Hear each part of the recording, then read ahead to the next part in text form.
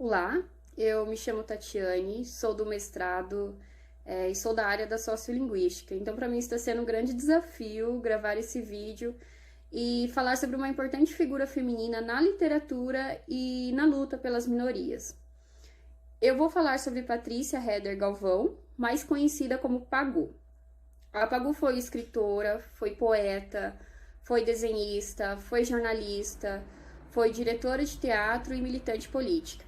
Ela sempre esteve à frente de seu tempo e, como eu falei, foi uma mulher extremamente ligada à luta pela liberação das minorias. Vou comentar um pouquinho sobre a vida dela. A Pagu nasceu em São João da Boa Vista, no interior de São Paulo, no ano de 1910. Ela era filha de uma tradicional família burguesa, mas ela logo se afasta da sua classe social, né, desde pequena, e passa a lutar pelas minorias. E essa luta pelas minorias rende a ela, né, em toda a sua vida, mais de 20 prisões. Aliás, a Pagu foi a primeira presa política do Brasil.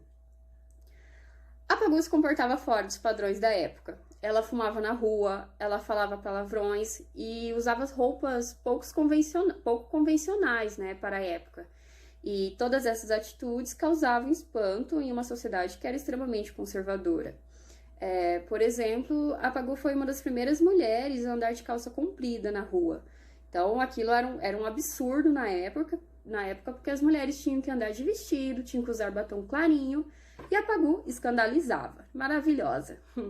A Pagu começou a escrever ainda na adolescência, né? E com 15 anos ela já começa a trabalhar em um jornal chamado Brás. E lá ela já escrevia críticas contra o governo da época e contra as injustiças sociais. Com 19 anos, Pagu conhece o casal Oswald de Andrade e Tarsila do Amaral, e esse casal, os dois, introduzem ela no movimento antropofágico. E 2 anos depois, a Pagu se casa com Oswald de Andrade, né? E óbvio que esse fato deixou a sociedade tradicional da época chocada. Em 1930, a Pagu se filia ao Partido Comunista Brasileiro. Nessa época, a Pagu passou a viver então em um bairro operário, né, como forma de consolidar mais a luta socialista. Ela e Oswald de Andrade fundam o jornal intitulado Homem do Povo, e nesse jornal ela publica vários artigos em uma coluna denominada Mulher do Povo. Artigos sobre a luta pelo direito, né, das mulheres, principalmente da classe baixa, artigo contra o machismo, contra o preconceito e o catolicismo também. A Pagu também criou uma história em quadrinhos cuja protagonista era uma garota revolucionária chamada Cabeluda. Maravilhosa, era uma sátira aos costumes da época e ao governo Getúlio Vargas, né?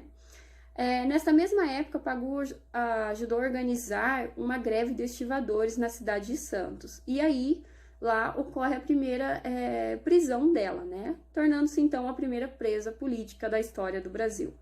A Pagu é libertada 2 anos após, em 1933, e ela publica seu primeiro livro sobre o pseudônimo de Mara Lobo, o romance Parque Industrial.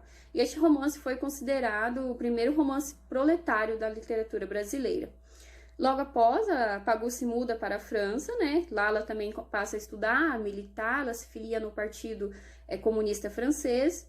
E lá na França ela é presa também pelo governo francês. Pagu foi presa várias vezes na França, sofreu muitas torturas.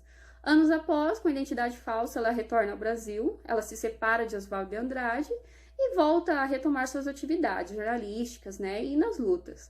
E ela novamente é presa, fica 5 anos na cadeia, né, aqui no Brasil mesmo. E em 1940, sair da prisão, a Pagu passa a viver em Santos, né, logo após, 5 anos após, desculpa, ela se casa novamente e tem seu segundo filho. Ela teve o primeiro filho com Oswald de Andrade.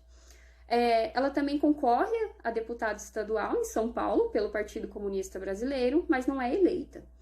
Ela morre no ano de 1962, então foi uma morte muito precoce. E por que o apelido Pagu?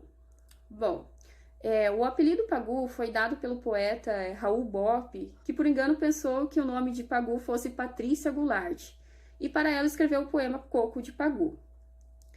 Então, até explicar que o nome dela não era Patrícia Goulart, o apelido já tinha força na época e ficou Pagu.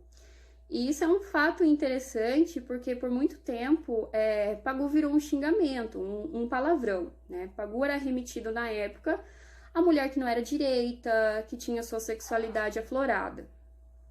Então é um fato muito interessante.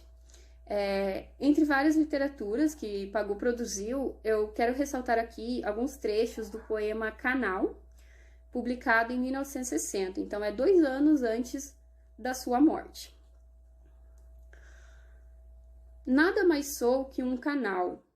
Seria verde se fosse o caso, mas estão mortas todas as esperanças. Sou um canal. Sabem vocês o que é ser um canal? Apenas um canal? Bom, a Pagu retrata aqui, né, desde sempre ela luta pela imposição que a sociedade impõe à mulher, né?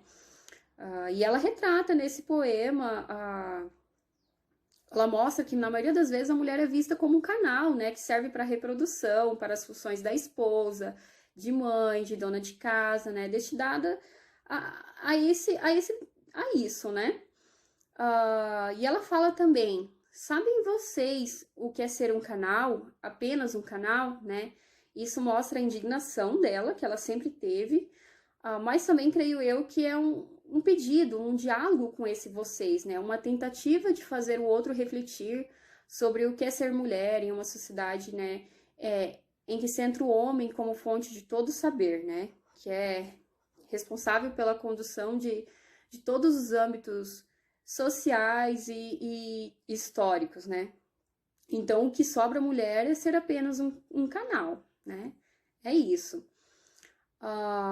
Certamente a Pagu foi uma mulher muito à frente de seu tempo. Eu fiquei muito apaixonada quando eu comecei a estudar sobre ela, eu não conhecia.